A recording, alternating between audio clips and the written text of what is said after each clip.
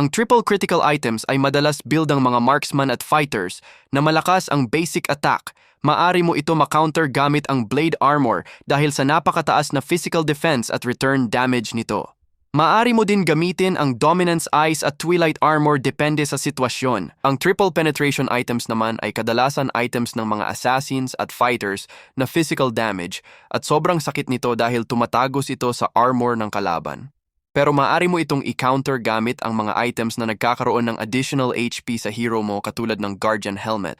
Maaari mo din ipang-counter ang Queen's Wings, Rose Gold Meteor at Wind of Nature dito. Ang Trinity Attack Speed build naman ay kadalasan build ang mga marksman na mayroong matinding attack speed at ang build na ito ay talagang lumulusaw sa kalaban na mataas ang HP.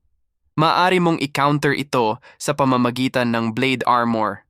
Mabisa din ang Wind of Nature at Dominance Eyes upang panlaban sa build na ito. Kung gusto mo ng mga tips na katulad nito, i-follow mo na ako at i-share mo itong video para matuto din ang iba.